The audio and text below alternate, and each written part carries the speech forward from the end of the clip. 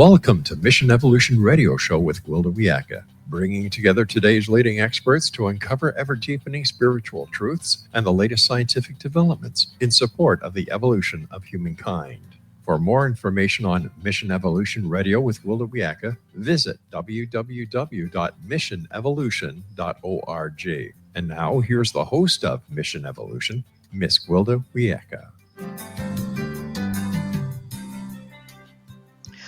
Western medicine's hyperspecialization has unfortunately led to a disregard for the patient as a whole.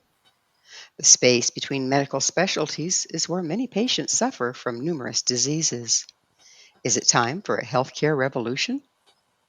Mission Evolution Radio Show is coming to you around the world on the X-Zone TV channel, xztv.ca. With us this hour to explore revolutionary healthcare options is Amanda Whittal.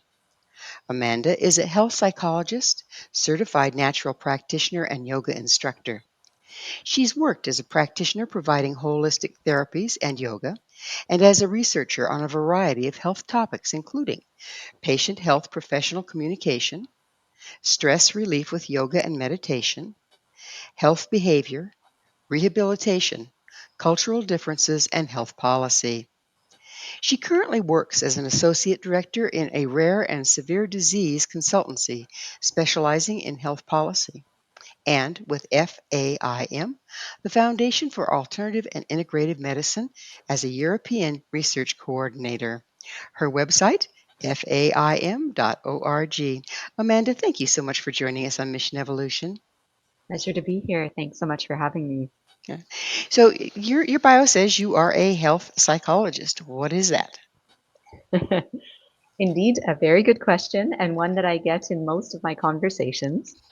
So a health psychologist is basically a psychologist with a focus on health behavior at the individual level and health policy at the broader societal level. So we can work across from the individual all the way up to workplaces and organizations to society. And at the individual level, that can be looking at what kinds of health behavior changes do people need to make, for example, if they've got a chronic illness, or if they just want to optimize their health, and how do we help them get there past the barriers they might face individually and things like this. And at the same time, I've looked in my research, and as a health psychologist, you can look at policy level guidelines, protocols, etc., things that actually influence how we as a society engage or don't in health behaviors. So how can health psychology help improve the lives of individuals and society? Well, it's quite a lot of steps and quite a lot of different projects. But for example, at the individual level, we have several starting points as theoretical models that we translate into practice. And this research and practice helps us with individuals to understand what are their health needs, what are their health goals. If they are unwell, where do they need to get and how can they get there to help them improve? So for example, I did research with chronic heart failure patients, and heart failure notoriously requires lifestyle changes beyond just taking medicine. And for many people, this is very hard to do for a variety of reasons. So what we can do in situations like that is basically identify what are the reasons that people might not engage in the behaviors they need and what are motivators for an individual person, and then work with them as partners to take the steps needed to improve their health. So is it kind of like being a health advocate, and like you help interface between the patient and the system? So it can be. It depends on exactly what level you're working. But yes, in the example that I gave with heart failure patients, for instance, we're acting kind of as scientists / health advocates. So there was one piece that was all about the research and how do you make that change. And there was another piece where we basically developed a manual for hospitals to use and basically say, your patients need this in addition to diagnosis and medication. That sounds like it's something that's very much needed. How long has it been around? So we completed that work in 2022. And Oh, so it's brand new. Yeah, it's we published some papers and then we started to distribute it here in Germany, where I'm based. And at the moment, we're actually looking to continue the research and extend beyond Germany with this kind of manual, particularly for heart failure patients in this one example. So, how is it being received by the medical profession? Well, it depends actually who in the medical profession you talk to. So the people that we thought were best placed to deliver such additional supportive help were nurses. And this was very well received because they're the closest usually to the patients. At the system level, it's been difficult because it is outside of the box and it's outside of the general protocols and plans that currently exist. So this is probably where the health advocacy part comes in that you mentioned, Gwilda, which is essentially we need to basically continuously explain why it matters and try to find ways that it can fit within an existing system. Well, the existing system in the United States, of course, is dominated at this point by insurance companies. Do you think you're going to get a lot of pushback from that? Probably. Yeah.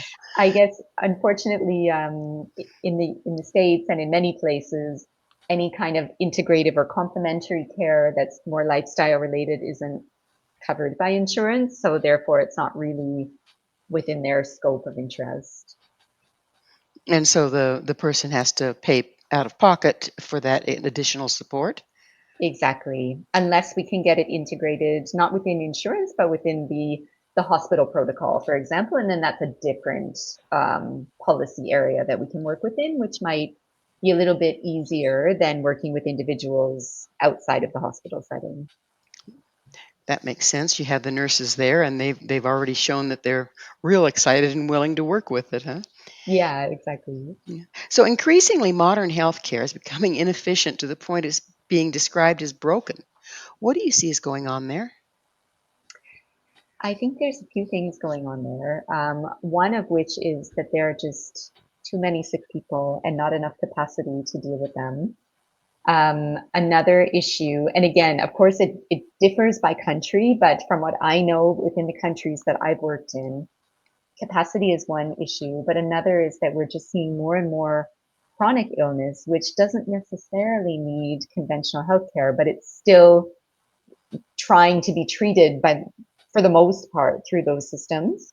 And so then you add to an overload with things that could really be taken care of in other more complementary, natural ways by empowering people to take care of their health before they get to the point of a chronic illness. Um, and that includes things like stress and burnout, which we're seeing more and more these days. It seems like complementary and integrative health approaches are gaining popularity. Is that actually the case? I think it seems to be to me. I don't have numbers to back it up, but from kind of anecdotal experience, it does seem that people are becoming more and more interested. There are more and more research studies coming out supporting some natural and complementary therapies, particularly things like acupuncture or Reiki or lifestyle medicine.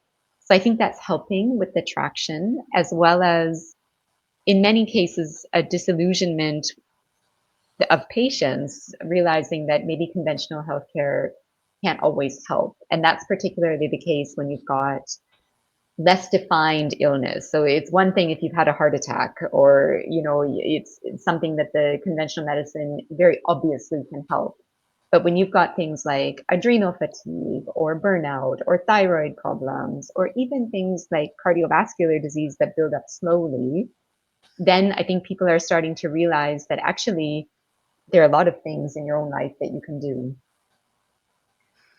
So is there like a threshold of getting sick below which the Western medicine doesn't recognize what's going on, that the more holistic approaches could treat before you have to go to the hospital? So I wouldn't myself be 100% confident that I can say what Western medicine is thinking, but I would definitely say that that's my perception. I've seen on a number of occasions people who have recognized symptoms early on, which are just not identifiable by normal medicine, conventional medicine standards. A very good example is, I'll stick with the stress example, maybe with the adrenal glands, which are our stress glands. And essentially, there are stages they go through before you have complete adrenal failure, which is, first of all, they get overtired. So you might have adrenal fatigue. You might have symptoms of tiredness, mild depression, not clinical, but just, let's say, low mood. Things like changes in your hair and your skin. And at that stage, which is when you should really get treatment for that to prevent progression, conventional medicine won't be able to say anything because the hormone levels that you'll be tested for likely won't show anything because it's not severe enough. And there are a number of cases exactly like that. So, long answer to your question, Gwilda, I would say yes, that is the case. So the parameters of the blood tests and the other tests are not refined enough to pick that up early on? Yes, and I again, because I don't do these medical tests, I can't talk about every nuance. But for example, there are some that just are either not refined enough or don't test holistically everything. For example, people who have thyroid problems, the only hormone that is kind of as a default tested in blood tests is THS, which is the thyroid stimulating hormone, TSH, sorry. And that's the hormone that comes directly from your pituitary gland. But there are other hormones, the ones that are stored in your blood from the thyroid, the ones that are active in your blood, that actually have a bigger influence on how you feel. But these are most often not tested unless somebody knows to request them. And patients don't always know that you should request that test. Do the results from those tests often change the prescription a person might need? They can. With the thyroid example, I unfortunately chose a very complex example because it's quite difficult to understand what a person needs to really balance out that hormone process. But yes, so it might show at a very kind of basic or general level. Is very often the case that your TSH levels will look normal, but if you looked at the other thyroid hormones, you would see that they're not normal. So then that would be the cue that, oh, maybe you need to take some thyroid medication or at least go for further tests. So that would potentially result in a different prescription. And the prescriptions that are on the market for the most part for thyroid are pretty straightforward, aren't they? And not would you have to go to a special pharmacy to get the prescription you need for the more complex problems? Yes. So I basically, conventional medicine will prescribe T4, which is basically the form that the thyroid hormone is in its storage form in the body. But there are other advocates that say it is better to take T3, which is a more active version. And for that, you would have to go somewhere special because that's not within the conventional prescribing realm. Gotcha. And Well, it's time for us to take a station break. Amanda and I will return very shortly, so don't you go away. This is Mission Evolution, www.missionevolution.org.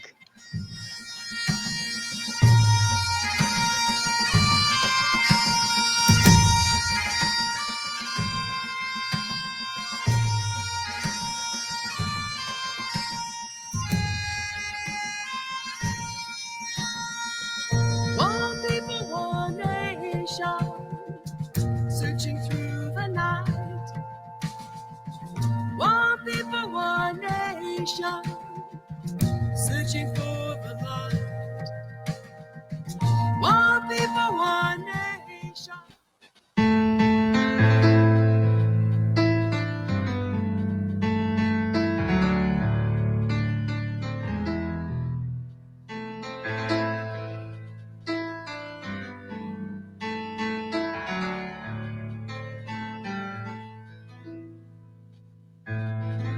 The end has come, the night has fallen. I have reached the end of days. What's real is not, reason fails me. I've gone beyond all known pathways. This is the end of reason. This is the end. Are you a victim of the specialist shuffle? With us this hour discussing the pitfalls of modern healthcare is Amanda Whittal. Her website, FAIM.org. Amanda, anyone that's been in the system today has probably experienced being shuffled from specialist to specialist with no actual communication between the practitioners. What's falling between the cracks there? Well, that's an excellent question, Gwilda, and I think it is, again, a very complex system. But essentially, what we see nowadays is that you have increasing intensity around specialization. So many practitioners are working within their own area of specialty, their own bubble, and there's not necessarily that transfer, that holistic view. Essentially, you go to one person, they're a specialist in your ear, they're not necessarily going to look at everything else that's going on in your head. So I think there's really, not everywhere, but in a lot of cases, there's that very isolated view on what's within the doctor's focus and not enough transfer of information as a kind of holistic view of the patient. When we had the good old country docs, they saw the whole family, probably started seeing some tendencies in the family. But they took care of everything, so they kind of had their fingers on it more. But hasn't healthcare become a lot more complex with the more we learn about it, and that led to specialization? Yeah, yes, absolutely. And there are some very good things that came out of that for sure. It may just be that in that process, we lost that person who really has a good overview of the patient and probably will never get it back. It's pretty hard to reverse progress, especially technological advancements and understanding.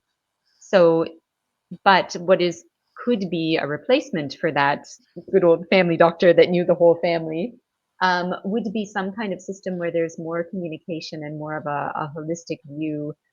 Different practitioners are still treating different patients, but they all have information about the case. I know there's in some countries issues about data protection, but there can be data protection within a group of practitioners so that they can give the best treatment to the patient.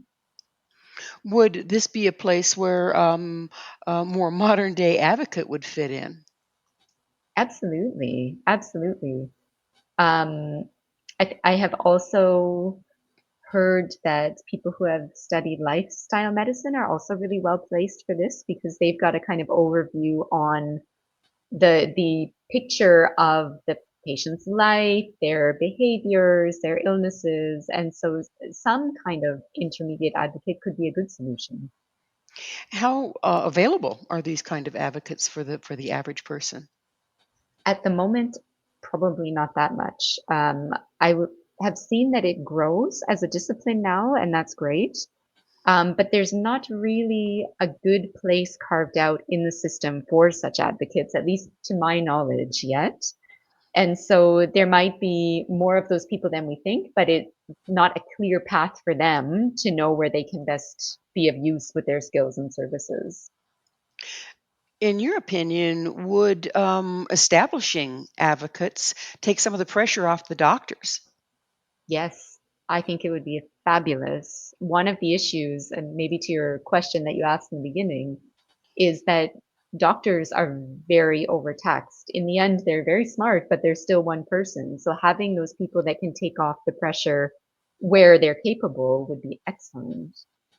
And at the same time, then the patient's needs would be um, more personally addressed. Is that what we would be looking at there? Yeah, yes, I absolutely would say that should be a component of it.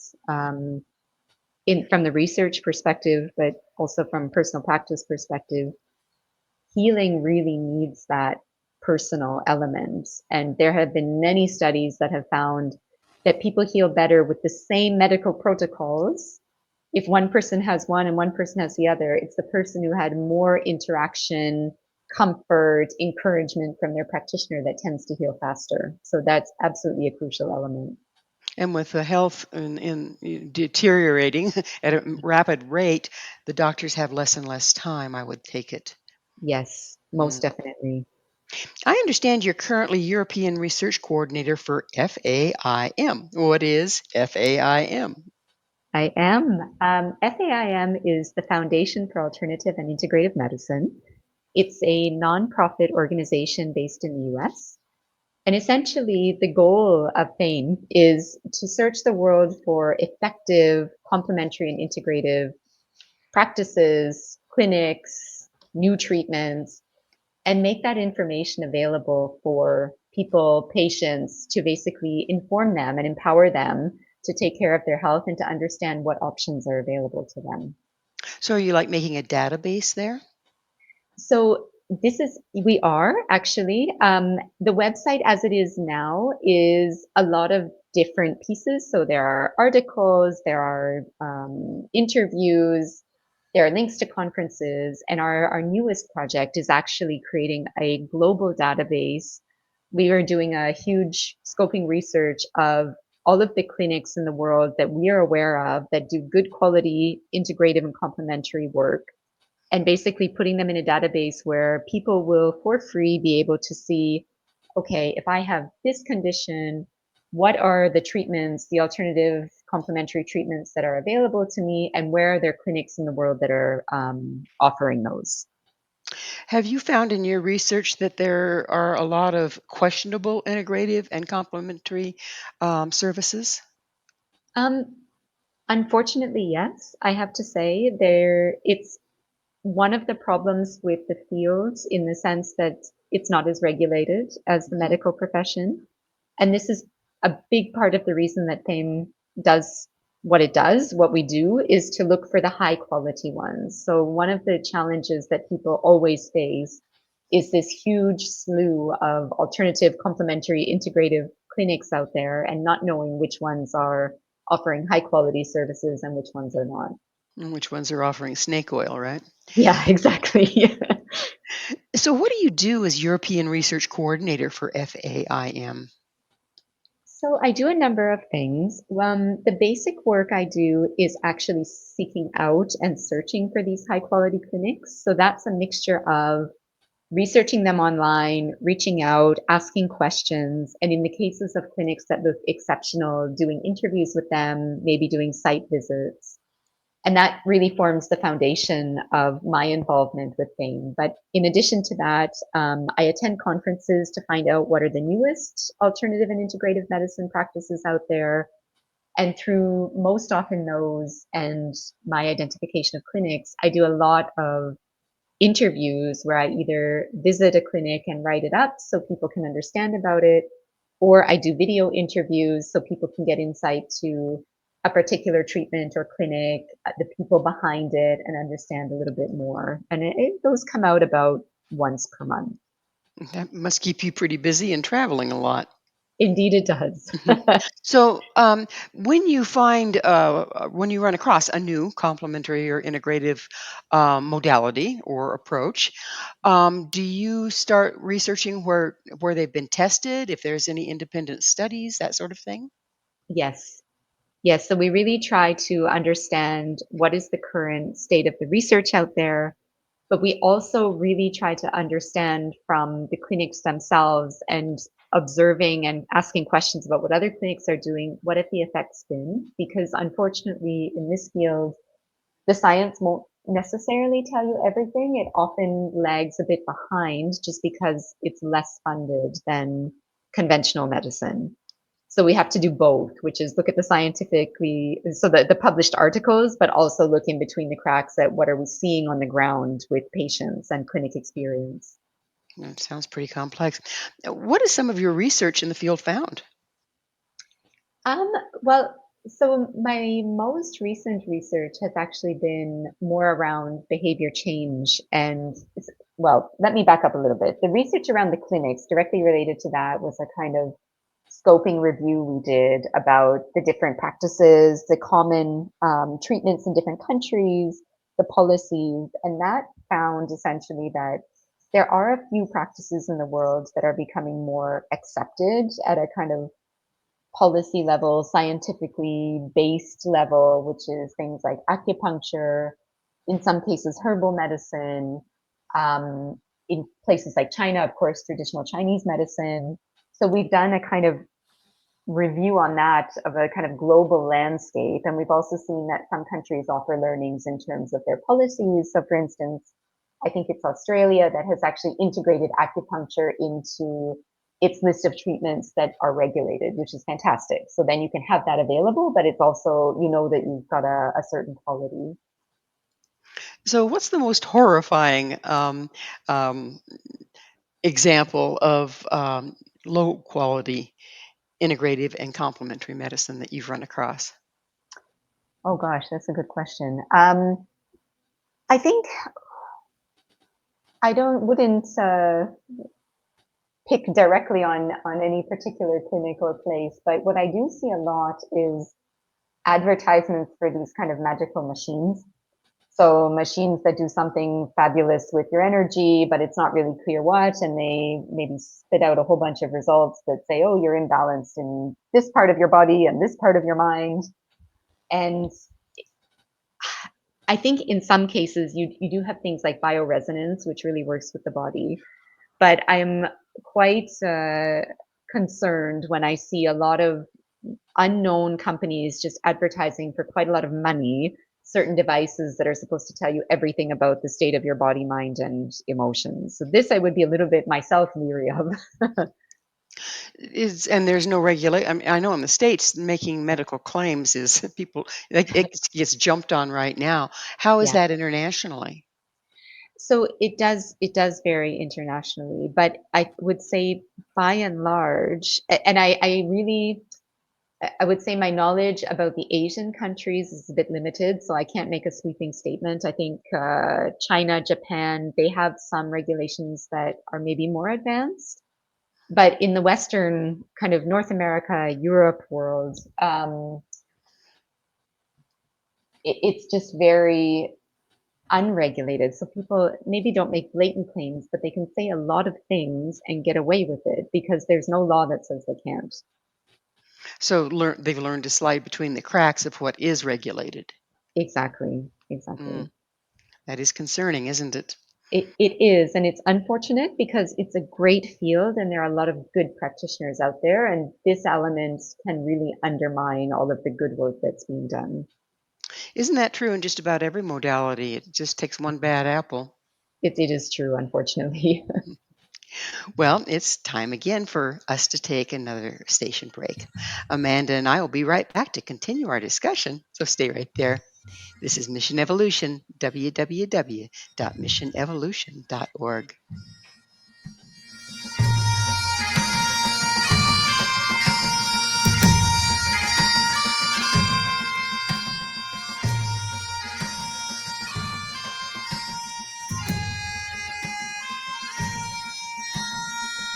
One people, one nation, searching through the night. One people, one nation, searching for the light. One people, one nation, coming from. I've been broken, shattered, cast to the wind. I am scattered upon the wind. I've been broken, shattered, cast to the wind. I am scattered upon the wind. I've been broken, shattered. So it's broken. Now what? This is Mission Evolution, missionevolution.org. With us discussing alternative and integrative medicine is Amanda Whittal. Her website, faim.org. Amanda, how do you see alternative and integrative medicine helping the situation we find ourselves in regarding healthcare at this point? Well, I think that there is a very good role for it to play. And from a personal perspective, I'm a biggest fan of integrative medicine because both alternative and complementary medicine and conventional medicine have very important but different roles to play. And as I mentioned before, a lot of the challenges that we see within health systems at the moment could be helped by alleviating some of the influx of people that are going for conventional treatment in cases of chronic illness or being too early in illness for conventional medical practitioners to really deal with that. And so I would really envision a world where we see a kind of referral system even, because it's not that everyone's going to suddenly just start saying, okay, well, that means I need to go to alternative and complementary practitioners before I go to conventional practitioners.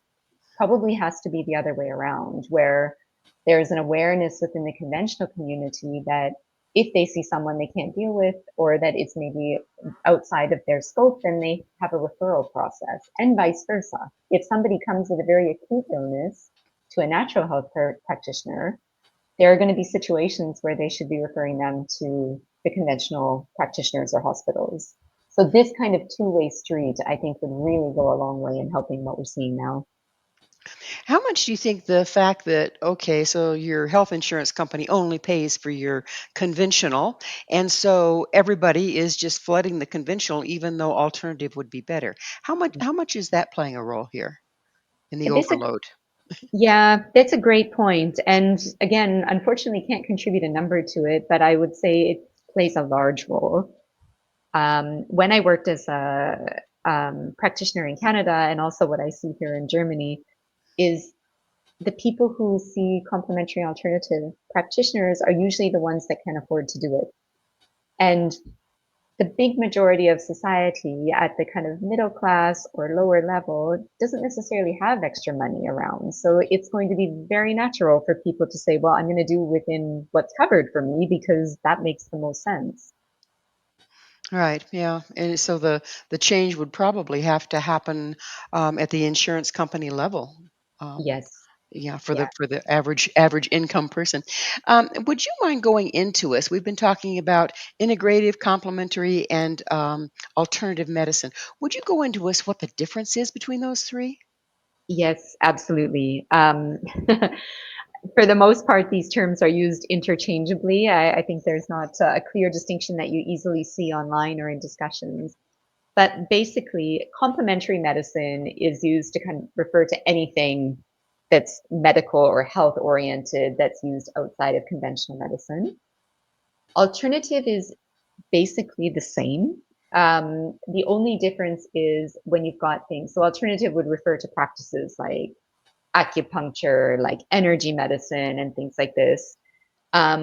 Things like health behavior change, what I do, or lifestyle medicine might not necessarily be considered alternative, but it would be considered something complementary. Um, and finally, integrative medicine is really the definition is working towards health by making use of everything available from both the conventional and the alternative complementary medicine worlds. Now, isn't the integrative a fairly new field? I know that we've heard about the complementary and the alternative for a long time, but is integrative a bit of a new field at this point? It's relatively new. It's not a couple of years new, maybe more like 20 years, but it has really grown, in my view, in its kind of popularity and presence in the last 5 to 10 years. And you see that with, for instance, in the States, Andrew Weil was a very kind of well-known integrative medicine practitioner that developed a whole center around practice, but also education in integrative medicine. And on this side of the ocean, I see plenty of clinics now, particularly in integrative oncology. There's been a real recognition there. So it's not brand new, but it is newer, and it's definitely grown in importance and people's awareness of it in the last years. Are there certification programs available for it now? There are. They're not as widespread as I'd like to see, but we should look at the positive, and there are some that exist. So, for instance, the one that I mentioned in the US is a certification program. It is for medical doctors. They can go there and get integrative medicine certification. I've interviewed quite a few medical doctors that have become integrative, and it's pretty fascinating that they take their Western medicine training and then become integrative with it. It really Yeah, seems like it's a boost up, if you will. So agree. yeah. So what are some of the examples of alternative clinics or treatments you found particularly interesting? Well, I can speak. So, for example, in Germany, where I'm currently based, there is a couple of really, really good integrative oncology clinics. One is called the Arcadia Praxis. They are in a small town near Kassel in Germany, which probably very few people know. On the other hand, they're very international, so their working language is English. They take patients from all over the world, and they are really impressive because they take a very holistic approach. Their entire clinic is more of a resort setting, so they value the importance of the environment for healing. But they also, aside from kind of lifestyle and nutrition and things that can support the body during cancer treatment, they do treatments like low grade chemotherapy. And so they use, I can't remember exactly what it is, so I won't say since I'm not certain, but they basically do a procedure where they make the body more receptive to chemotherapy, so they only have to use a very low dose. And so they use techniques like this that were quite new and quite effective. So that's one clinic that I thought was really interesting. The Andrew Weil practice or institute in the US is another one that is really good just because it's so comprehensive, both in offering treatments but also education programs. So, are these centers? Are they also having independent studies done on the results? So the Weil Center, yes. The Arcadia Praxis, they are trying. One of the issues, though, and I would say, if I remember correctly, pretty much every clinic that I've interviewed has run into this problem, is the difficulty getting funding. And it was particularly noticeable in Freiburg in southern Germany. There is a research institute dedicated to complementary and integrative medicine, and even they struggle to get funding as a research institute simply because there's not a lot of funding available for this type of work. Mm. So, why do insurance companies refuse to cover alternative and integrative medicine? At the moment, my best, so I don't know for sure, but I would say the best answer is just there's not enough money in it. It's not sufficiently part of the system to generate enough money to make it worthwhile. That would be my guess. It's just not. It's too much. I don't want to say on the fringes because a lot of people use it, and we're trying to make sure more people use it. But in comparison to the conventional world, it still is much more peripheral, and therefore there's probably just not a good business case for it. I hate to Again, say. follow the money, right? Yeah. Yeah. So, are the pharmaceutical companies and insurance companies kind of in bed with each other around this? Good question. Again, haven't been there, not sure, but I do think that the system as it is means that they work together, they work well together. I mean, from their perspective. So I don't really have visibility on exactly what goes on that side of things, but I do think there's an interest in keeping the business model going, probably. Just like it is because it's working well for their pocketbook, right? Yeah. Yeah. So how can the average person find health care they need without breaking the bank? That's a great question. Unfortunately, so on the one hand, there are a lot of good alternative practitioners trying to push to get insurance companies to cover more. And we do see this. So in places like Switzerland, for example, you can get certain alternative and complementary therapies covered by insurance. For people now, while they're waiting for that rather slow process to happen, there's a couple of things. One is to look for a clinic that offers payment on a sliding scale. I don't have names of those clinics, but I know that there are some that will do that. So at least, although you have to pay some out of pocket, it's not going to be $10,000. And it might even be less than the normal treatment, which might be, let's just say on average, $100. It could be less than that if you find a clinic that's operating on that model. The other thing is a couple of sessions with a very good lifestyle medicine practitioner or naturopath can be sufficient without breaking the bank to basically raise a person's awareness about what it is they need. So whether it's a naturopath, I don't want to say health coach because that's really unregulated, but somebody who is a lifestyle medicine practitioner, for example. I'm a health psychologist. We do the same thing where you basically can understand more about what does your body need. You can get a nutrition assessment. You can get an overview of the things that might be weak points for you to pay attention to. And that can be enough to really empower people to do a lot themselves and then just have infrequent checkups to make sure they're on the right track. But this is something that people should do proactively and not wait until they get sick. Otherwise, you're going to need many more appointments. Yes, it's kind of hard to shovel dirt with a feather. Yeah. So this kind of gets individualized and gets a person on track, I take it, because it seems like, if we try to go a different direction from the normal Western medicine because they haven't been able to turn up what's going on with us yet, then we're left with kind of guessing what vitamins, what supplements, and you can spend a lot of money Yeah. trying this and trying that. Yeah. So what you're providing there or suggesting there, does it help a person figure out what supplements and that sort of thing that would help them? Absolutely. A good naturopath is the best person that would help figure that out. So for example, someone like myself, I could give a basic understanding, but a naturopath would have much more insight into all of those nuances. But I think another thing is we often tend to think it's more complex than it really is. There are definitely some complex health cases, don't get me wrong. But for the majority of us, the supplements, for example, should be quite straightforward. And it's not that we need oodles of supplements. It might be more that, I really realized I'm low in vitamin D, but otherwise I'm pretty much okay. Well, It's not. I'm sorry, we're going to have to interrupt here to take another station break. Please stay with us as Amanda and I continue to explore the future of healthcare. This is Mission Evolution, missionevolution.org.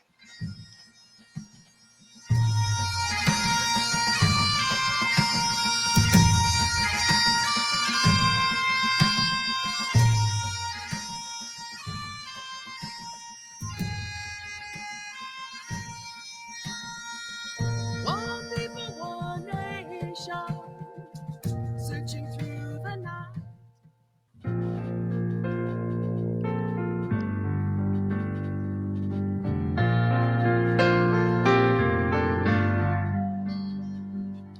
Brilliant feathers of an unearthly hue glide by on the edge of his dream. A whisper of touch, an unheard song. Whose bird takes flight, prompted by his broken heart. Fly high, sweet. Why are insurance companies calling all the shots? This is Mission Evolution, missionevolution.org. We're continuing our discussion with Amanda Whittal. Her website, FAIM.org.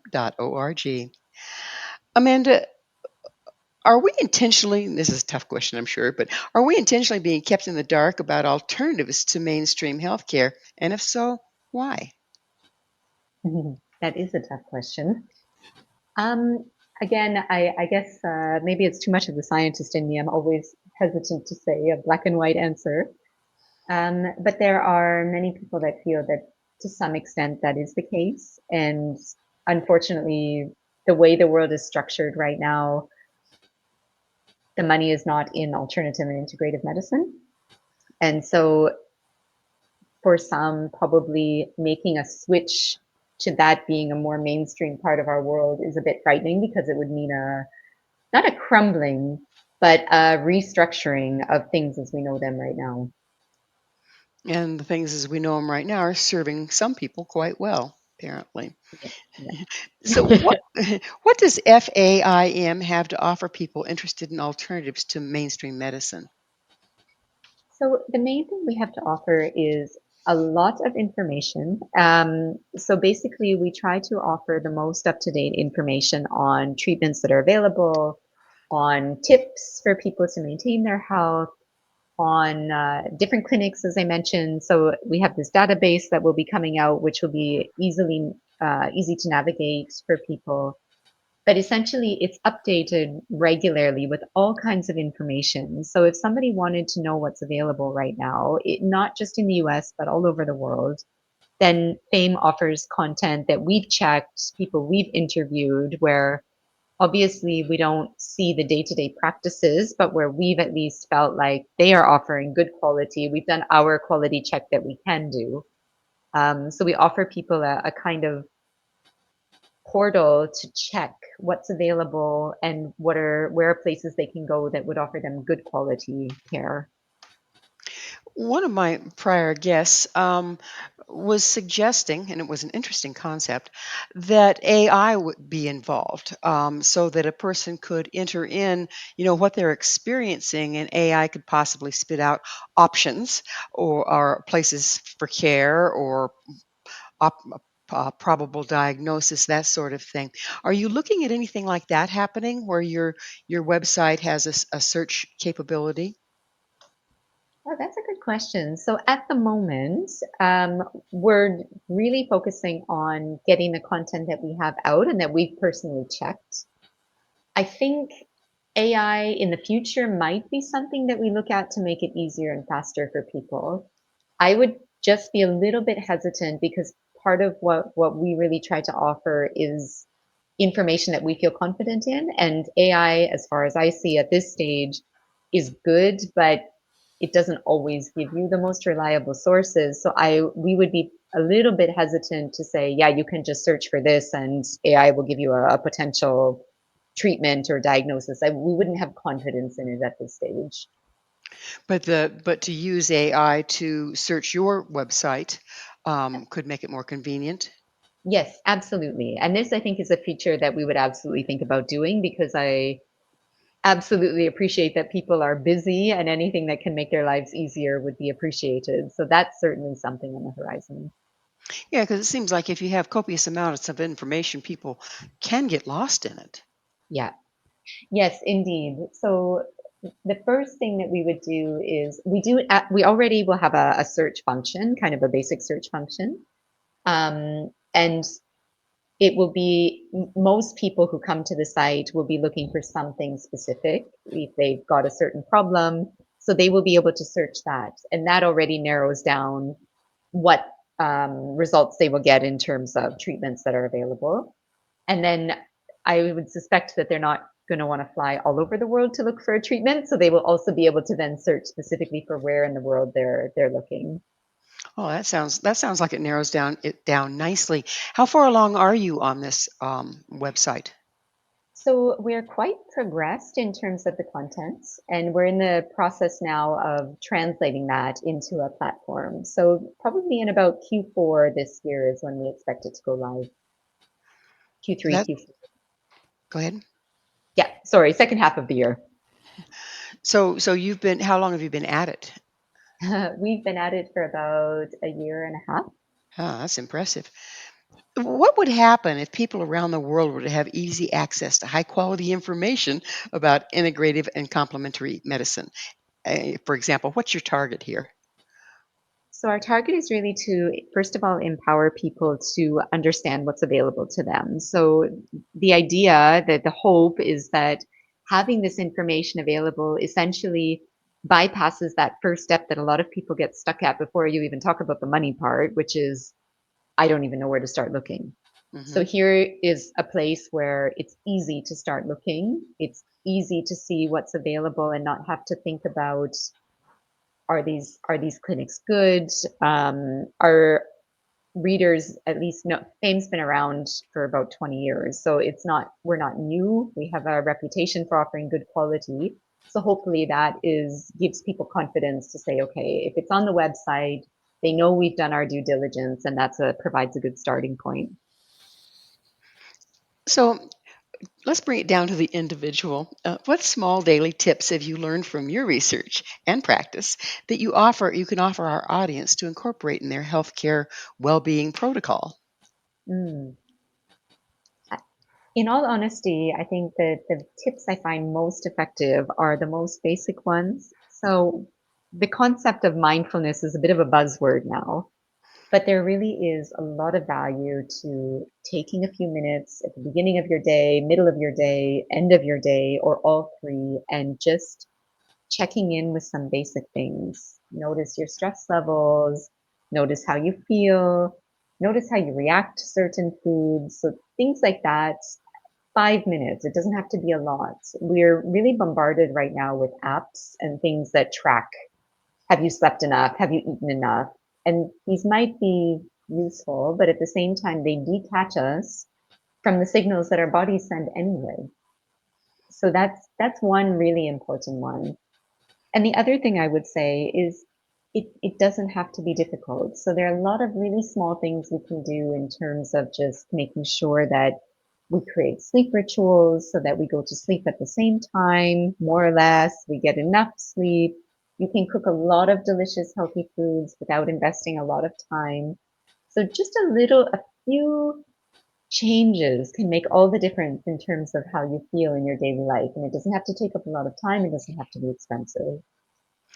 It seems like the busier we've gotten, the more shortcuts we take, and some of those shortcuts aren't overly healthy. What shortcuts would you think would be appropriate, and which ones would you avoid?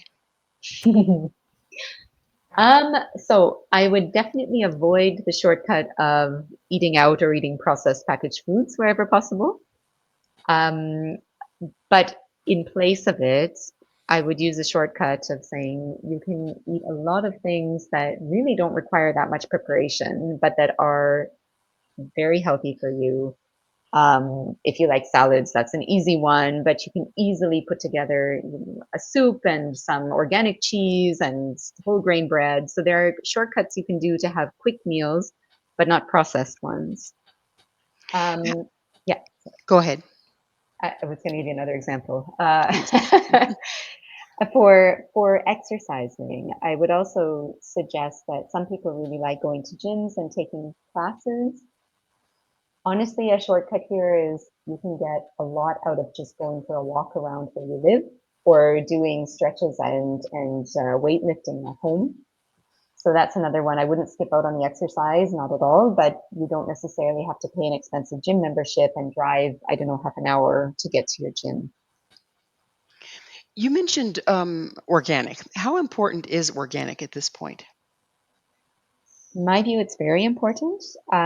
Doesn't have to be important for everything. So certified organic products, I think many people really underestimate the amount of pesticides and hormones that are in our food.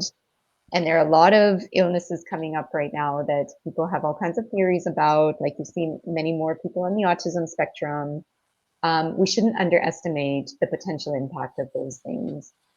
And I appreciate that organic is more expensive, but if anything, there's something called the Dirty Dozen or the Dirty 13, which is basically the foods that are at the top of the list for absorbing pesticides. And this is things like strawberries, for example, that if you've got a banana, you can probably get away with not eating it organic because you're going to peel the skin off. But there are some things that are really exposed, and same thing with meats. There's a lot of risk of meats having hormones in them. So not obviously not pesticides, but different hormones and antibiotics that we can really benefit from having organic meat instead. So the dirty baker's dozen, right? Yeah. So we're about out of time, and I would be remiss, Amanda, if I didn't ask you, what's your mission? Thanks, Gwilda. So my mission is really just to contribute in any way I can to improving the health of people around the world, both in natural ways and in ways that empower them to do it themselves. That's a worthwhile mission. I think we could all really appreciate the importance of exactly that. So, again, thank you so much. It's been wonderful talking to you again, and hope you keep up the good work. It's a great service. Thank you so much for having me. It's a pleasure. Our guest this hour has been Amanda Whittal, a health psychologist, certified natural health practitioner, and European Research Coordinator with FAIM, the Foundation for Alternative and Integrative Medicine. To find out more about Amanda and FAIM, Visit www.faim.org. This has been Mission Evolution with Gwilda Wiyaka. For more information or to enjoy our past archived episodes, visit www.missionevolution.org. But please be sure to join us again right here next time, where this mission will continue, bringing information, resources, and support to our rapidly evolving world.